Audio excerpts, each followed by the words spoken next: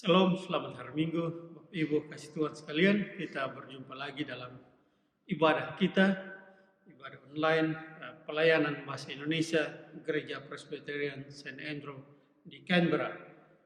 Dalam ibadah ini sebagai pembuka, saya akan membaca bagi Bapak Ibu sekalian nats bimbing atau nats pembuka yang terambil dari Injil Lukas. Lukas pasal yang ke-24 ayat yang ke-50 sampai ayat yang ke-53. Lukas 24, 50 sampai 53 sebagai nats pembuka ibadah kita berkata demikian. Lalu Yesus membawa mereka ke luar kota sampai dekat Betania. Di situ ia mengangkat tangannya dan memberkati mereka. Dan ketika ia sedang memberkati mereka, ia berpisah dari mereka dan terangkat ke sorga. Mereka sujud menyembah kepadanya. Lalu mereka pulang ke Yerusalem dengan sangat bersukacita. Mereka senantiasa berada di dalam bait Allah dan memuliakan Allah. Kidung Jemaat 237 ayat 1 dan ayat yang kedua.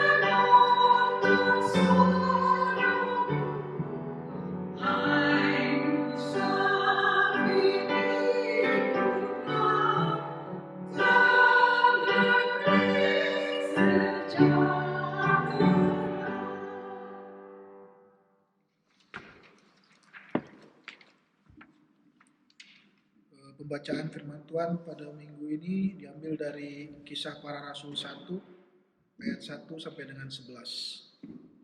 Roh Kudus dijanjikan.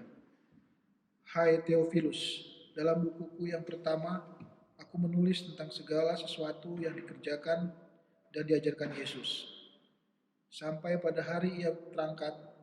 Sebelum itu ia telah memberi perintahnya oleh Roh Kudus kepada rasul-rasul yang dipilihnya. Kepada mereka ia menunjukkan dirinya setelah penderitaannya selesai. Dan dengan banyak tanda ia membuktikan bahwa ia hidup.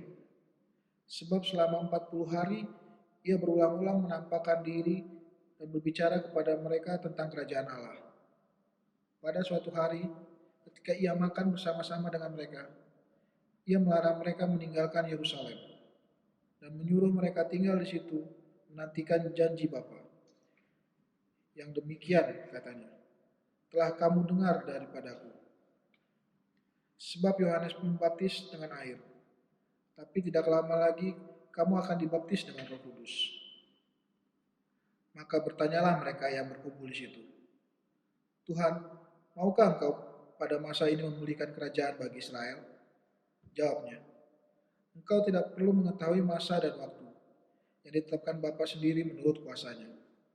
Tetapi kamu akan menerima kuasa kalau Roh Kudus turun ke atas kamu, Dan kamu akan menjadi saksiku di Yerusalem dan di seluruh Yudea dan Samaria dan sampai ke ujung bumi. Sesudah ia mengatakan demikian, terangkatlah ia disaksikan oleh mereka, dan awan menutupnya dari pandangan mereka. Ketika mereka sedang menatap ke langit, waktu ia naik itu, tiba-tiba berdirilah dua orang yang berpakaian putih dekat mereka, dan berkata kepada mereka, "Hai orang-orang Galilea, mengapakah kamu berdiri melihat ke langit? Yesus ini, yang terangkat ke surga meninggalkan kamu, akan kembali dengan cara yang sama seperti kamu melihat dia naik ke surga." Demikianlah. Terima kasih Bapak Solomon Sinaga yang sudah membacakan firman Tuhan bagi kita. Sebelum kita merenungkan firman Tuhan ini, baik kita menghadap Tuhan di dalam doa untuk mohon bimbingan Roh Kudus.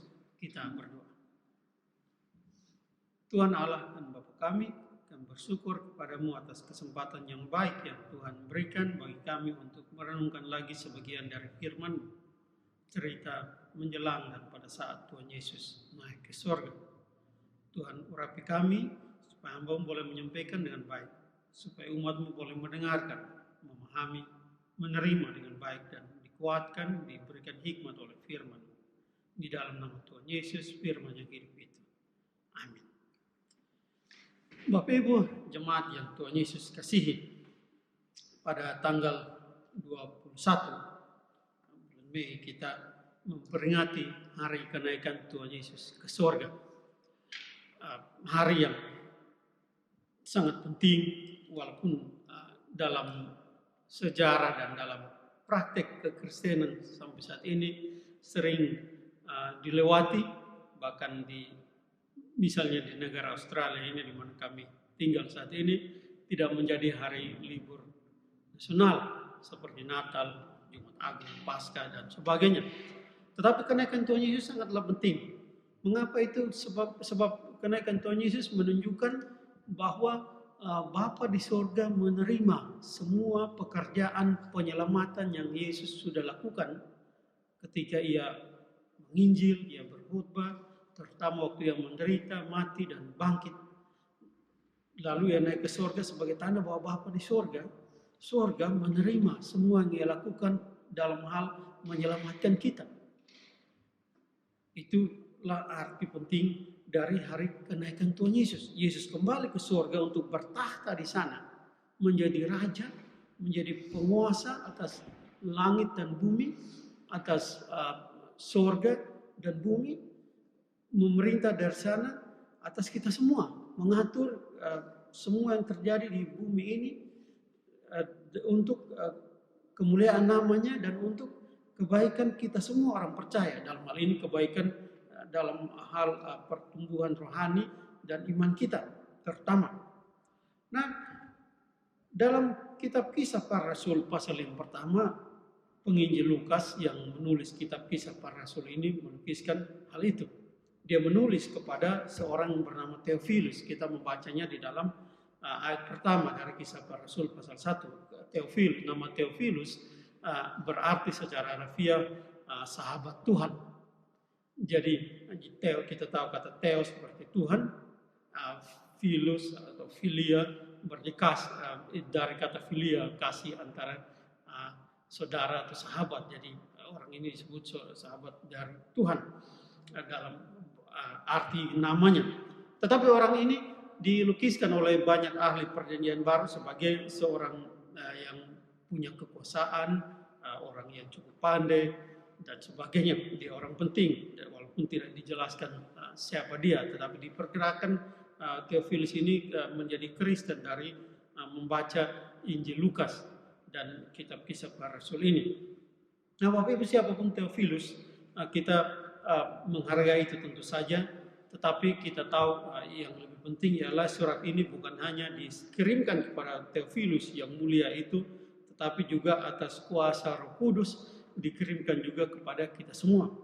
Nah, penginjil Lukas mengatakan kepada Theophilus bahwa dalam bukunya penginjil Lukas yang pertama, yaitu Injil Lukas, ia menulis tentang segala sesuatu yang diajarkan, dikerjakan dan diajarkan oleh Tuhan Yesus. sepanjang hidupnya sampai ia mati, bangkit dan seterusnya. Jadi Lukas memang sudah menulis tentang hal itu di dalam Injilnya. Nah, kemudian buku yang kedua dari penginjil Lukas yaitu kitab Kisah Para Rasul ini, dia melanjutkan apa yang Yesus lakukan sampai pada hari kenaikannya ke surga. Jadi Lukas mengatakan bahwa ia sudah menulis Injil Lukas sampai tentang kisah yang dikerjakan dan diajarkan Yesus sampai hari Yesus terangkat ke surga. Dan itu sudah saya bacakan tadi dalam nats pembuka kita, bagian terakhir dari Injil Lukas yang menceritakan bagaimana Yesus naik ke surga dan para pengikutnya menyambutnya dengan sukacita, bersimpuh, memuji Dia, bersujud kepada di hadapannya ketika ia naik ke surga dan memberkati mereka dan kembali ke Yerusalem. Mereka kembali ke Yerusalem dengan penuh sukacita. Nah, Lukas mengatakan pada Theophilus dan kepada kita semua tentu saja bahwa sebelum Yesus terangkat, dia memberikan perintah oleh Roh Kudus. Artinya hal-hal yang Yesus katakan atau perintahkan, instruksikan pada semua pengikutnya itu dilakukan atas kuasa Roh Kudus. Jadi semuanya tidak berlalu dengan sia-sia, tetapi menjadi sungguh-sungguh menjadi bukan hanya menjadi perhatian, tetapi menjadi kekuatan di dalam pelayanan para pengikutnya karena Roh Kudus, yaitu Roh Yesus sendiri berkuasa atas mereka ketika mereka menerima perintahnya, nasihatnya dan sebagainya. Nah, kepada rasul-rasul yang dipilihnya, kepada murid-muridnya yang kemudian diangkat menjadi rasul yang dikirimkan untuk memberitakan Injil ke seluruh kepada semua bangsa. Mereka Yesus menunjukkan kepada mereka, menunjukkan dirinya pada mereka setelah penderitaan dan kematiannya selesai, kata Lukas di sini. Yesus membuktikan, dikatakan di sini dengan banyak tanda. Ayat yang ketiga, ia membuktikan bahwa ia hidup. Nah, dalam terjemahan yang lain, misalnya dalam terjemahan bahasa Inggris dikatakan with convincing proofs, artinya membuktikan secara meyakinkan bahwa dia memang hidup, dia memang sudah bangkit. Sebab murid-murid ini melihat Yesus mati. Mereka melihat Yesus mati ketika ia disalibkan. Mereka melihat Yesus dikuburkan. Para pengikut Yesus melihat Yesus dikuburkan. Dan kemudian Yesus datang meyakinkan mereka bahwa ia hidup. Berarti dia sudah bangkit. Kuburnya kosong dan ia hidup, dia ada di depan mereka berkali-kali selama 40 hari sesudah ia bangkit. Jadi Yesus meyakinkan mereka bahwa ia hidup sehingga mereka dapat menjadi saksi bagi dia sampai kepada semua bangsa di dunia. Selama berulang-ulang Lukas katakan dalam ayat yang ketiga, ia menampakkan diri dan berbicara kepada mereka tentang kerajaan Allah. Yesus berbicara pada murid-muridnya. Yesus memanfaatkan waktunya yang tersisa secara fisik berkomunikasi dengan murid-muridnya untuk membicarakan satu hal, kerajaan Allah. Sebab bagi Yesus tidak ada yang lebih penting bagi murid-muridnya selain memahami kerajaan Allah. Dan Injil ini, firman ini diberitakan pada kita. Yesus tetap sama dahulu dan sekarang. Bagi Yesus tidak ada yang lebih penting bagi kita semua selain memahami kerajaan Allah. Hidup kita penting tiap hari, kehidupan kita tiap hari penting, yang memang penting Bapak Ibu. Tetapi tidak ada satu apapun dan satu orang pun dalam hidup kita yang lebih penting dari kerajaan Allah. Dan karena itu Yesus membicarakan dengan murid-muridnya dan dia ingin kita semua juga memahami apa yang dimaksudkan dengan kerajaan Allah, yaitu bahwa Allah harus memerintah dalam hidup kita dari sekarang sampai kekal. Bapak Ibu kasih Tuhan sekalian, Lukas katakan dalam ayat 4 bahwa pada suatu ketika ia, maksudnya Yesus makan bersama-sama dengan murid-murid, dengan para pengikutnya. Kenapa Yesus mau berkali-kali makan bersama mereka juga ketika ia sudah bangkit? Tentu kita mengerti bahwa sesudah ia bangkit, para muridnya walaupun mereka makin menjadi percaya, tetapi mereka masih ada sedikit pemikiran, sedikit keraguan mungkin tentang Yesus yang sudah hidup kembali. Karena itu ia makan bersama mereka untuk menunjukkan bahwa secara fisik ia hidup. Secara fisik ia hidup, ia makan.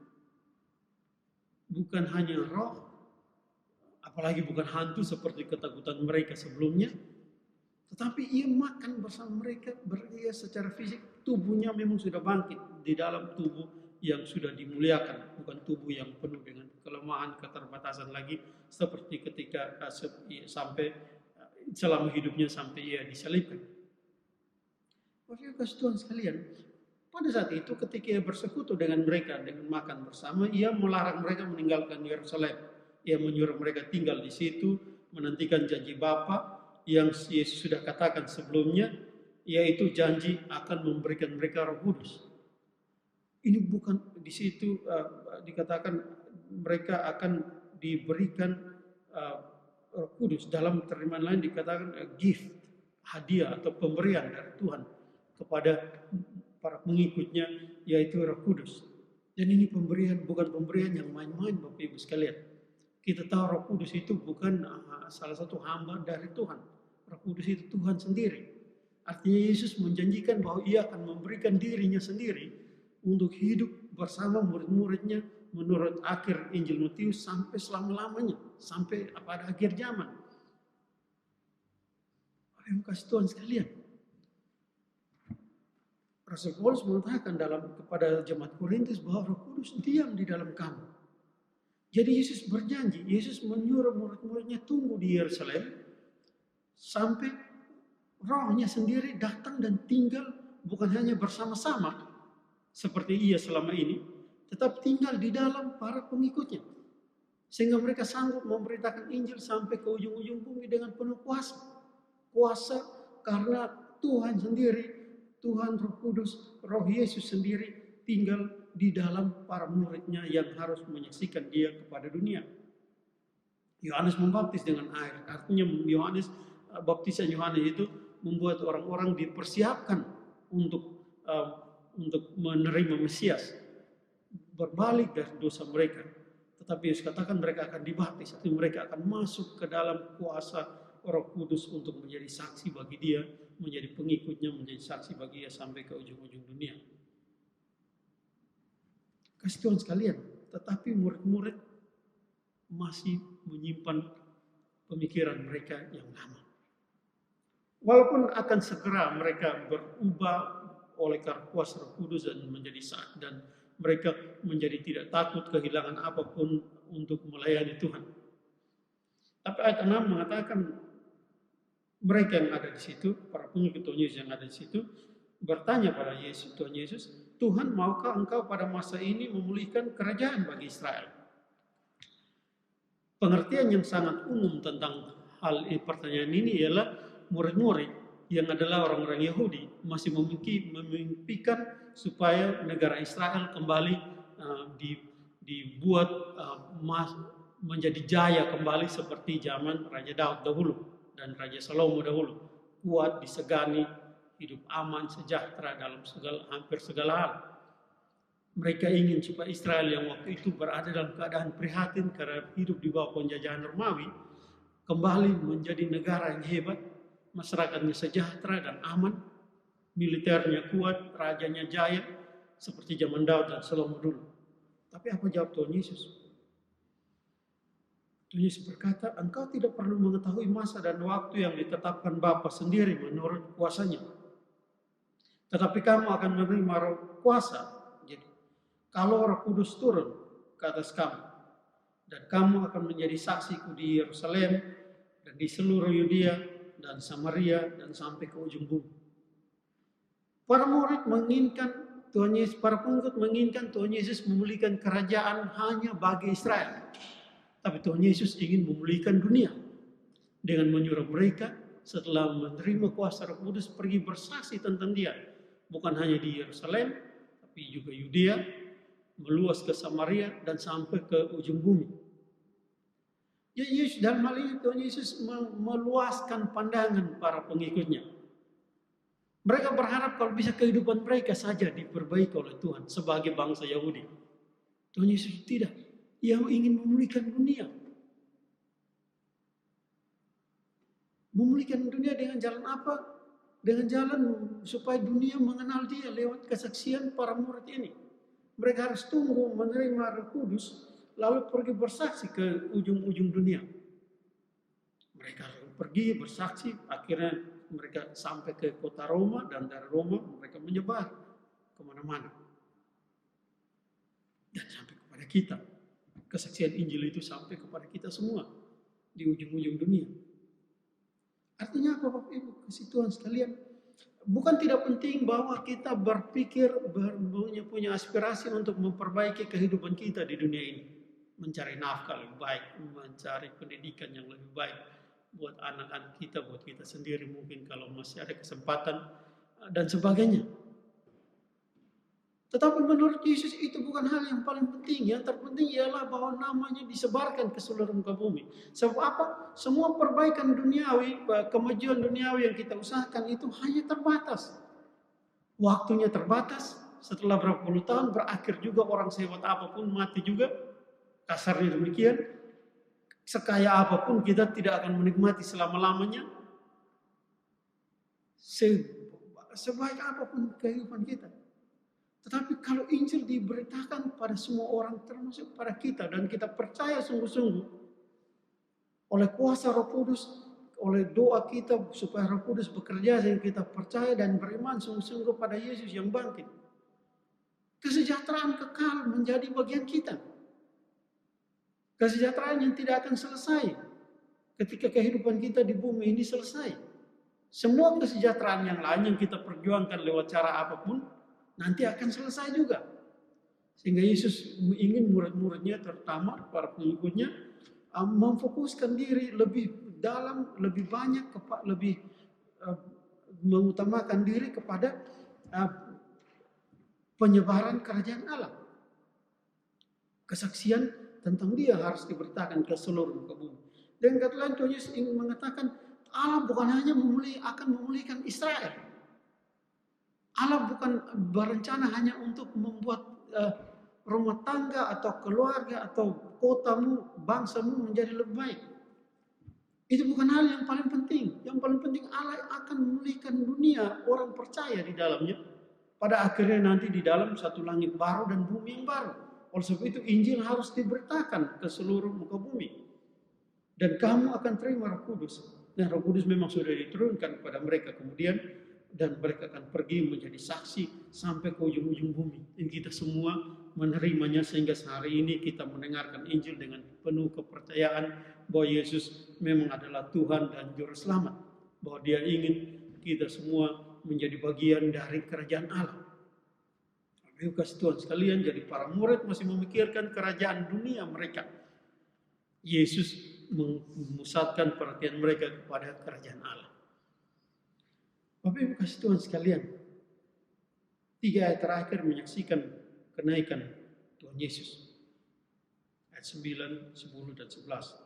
Sesudah mengatakan demikian, kata ayat 9, terangkatlah Ia disaksikan oleh mereka, dan awan menutupnya dari pandangan mereka. Ini bukan awan seperti yang biasa kita lihat, tetapi ini awan kemuliaan Tuhan seperti yang biasa ditunjukkan pada Israel, orang Israel dahulu, dan juga pada Abraham dan Musa dan sebagainya. Awan kemuliaan Tuhan menutup Yesus dari pandangan mereka sebab Yesus sudah pergi ke surga. Tidak ada lagi di dalam pandangan fisik manusia-manusia yang berdosa seperti mereka dan kita semua ini. Lalu mereka tentu saja kita bisa membayangkan siapapun yang ada di tempat itu pada saat itu menyaksikan Yesus naik ke surga pasti akan terpana dengan penuh kagum menatap ke langit melihat Yesus yang naik ke surga itu. Tetapi muncullah 2 malaikat menurut ayat yang ke-10 berpakaian putih datang kepada mereka, berdiri di dekat mereka, berkata pada mereka dalam ayat yang ke-11, hai orang-orang Galilea, karena mereka memang berasal dari Galilea, mengapa kamu berdiri melihat ke langit? Yesus ini yang terangkat ke sorga meninggalkan kamu akan datang kembali dengan cara yang sama seperti kamu melihat Dia naik ke sorga. Malaikat-malaikat mengingatkan mereka, tidak usah terpana menatap ke langit. Pergi beritakan Injil, sebab Yesus akan kembali dengan cara yang sama dalam kemuliaannya. Bukankah Yesus sudah mengatakan bahwa anak manusia akan datang, semua orang akan menyaksikan Dia datang kembali dalam kemuliaan Bapanya, di dalam awan kemuliaan surgawi. Dan itu menjadi tugas gereja sampai pada masa kini. Tugas kita jemaat Tuhan sampai pada masa kini. Yaitu menantikan kedatangan Tuhan Yesus yang kedua kali. Ia sudah naik kembali ke surga. Menjadi raja di atas segala raja di sana. Ia akan datang kembali. Dan selama waktu sejak kenaikannya ke surga sampai kedatangannya kembali. Satu tugas yang ia berikan pada murid-muridnya dahulu dan pada kita murid-muridnya sampai pada saat ini. Yaitu bersaksi. Bersaksi bagi dia. Roh Kudus bersama dengan orang yang mau menjadi saksi bagi Tuhan Yesus. Untuk bersaksi terus bagi Tuhan Yesus. Dengan cara apapun. Sekarang kita punya sosial media. Sekarang kita begitu mudah membuat video, membuat rekaman suara dan sebagainya. Itu semua kesempatan dari Tuhan. Supaya kita menggunakan semua itu untuk bersaksi bagi Tuhan. Gunakan Facebook Anda, WhatsApp Anda. Gunakan YouTube, apapun. Atau pertemuan langsung dengan saudara-saudara. Untuk bersaksi bagi Tuhan. Sebab itu tugas kita. Sebab Roh Kudus Tuhan anugerahkan kepada kita untuk itu. Untuk menjadi saksi bagi kemuliaannya, bagi kerajaannya. Sampai Tuhan Yesus datang kembali. Bersaksi terus sampai Tuhan datang. Adalah perintah Tuhan Yesus pada murid-muridnya dan pada kita semua. Dan dia berjanji memberikan Roh Kudus. Tinggal di dalam kita. Jadi tidak tergantung pada tingkat pendidikan kita. Tidak tergantung dari kemampuan berbicara kita. Tidak tergantung dari posisi sosial kita atau apapun kondisi ekonomi kita. Tapi oleh kuasa Roh Kudus. Yesus memerintahkan kita untuk bersaksi terus untuk dia. Bagi dia. Sampai dia datang kembali.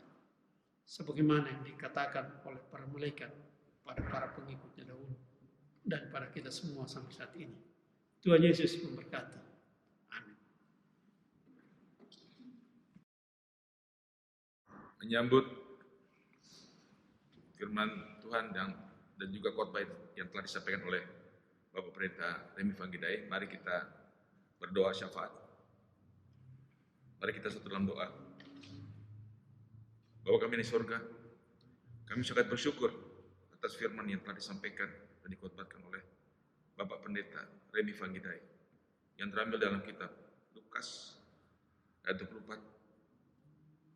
Lukas 24 ayat 50 sampai 33 dan juga dalam Kisah Para Rasul 1 ayat 1 sampai dengan 11 yang mengajarkan kepada kami tentang kenaikan Tuhan Yesus ke surga dan juga pengutusan Tuhan Yesus dan juga tentang kedatangannya yang akan datang ke dunia untuk menghakimi orang hidup dan mati.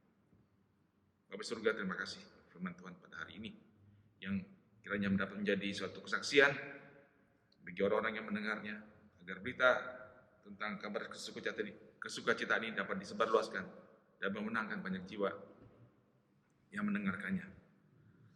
Terpujilah Engkau Bapa surga dalam Tuhan Yesus kekal selamanya.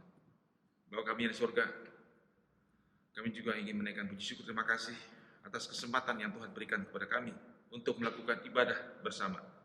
Walaupun pada saat ini melalui live streaming dari jemaat Indonesia di Gereja St. Andrew ini, Canberra.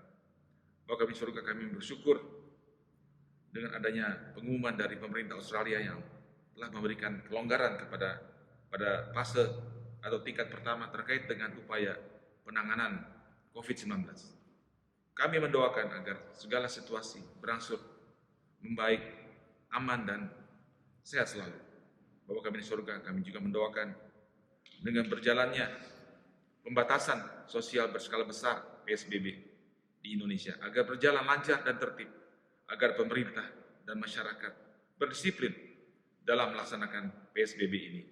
Ya Bapak, Bapa kami di surga, kami juga mendoakan kepada pemerintah Indonesia, mulai dari Presiden, Wakil Presiden, para Menteri, Kabinet, anggota DPR, para pemimpin, baik di tingkat pusat maupun daerah, agar mereka semakin bijaksana dalam menjalankan roda pemerintahan. Berkati juga bangsa Indonesia dengan keamanan, ketertiban, dan kemakmuran, agar kami orang percaya dapat hidup dengan segala kesalehan dan ketentraman, agar firman Tuhan dapat disebarluaskan, menjangkau, dan memenangkan banyak jiwa untuk menerima Tuhan Yesus sebagai Tuhan dan Juru Selamat.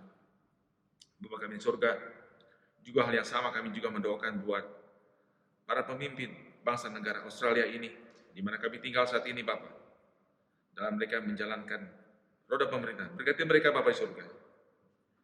Juga berkati bangsa Australia dengan kemakmuran dan ketentraman, agar masyarakat Australia juga firman Tuhan dapat disebarluaskan, memenangkan jiwa mereka, sehingga makin banyak orang yang percaya dan menerima Tuhan Yesus sebagai Tuhan dan Juru Selamat mereka. Bapa kami di surga, kami juga mendoakan buat hubungan bilateral antara Indonesia dan Australia agar terus semakin meningkat, saling menguntungkan satu sama lain, saling menguntungkan kedua negara dan kawasan.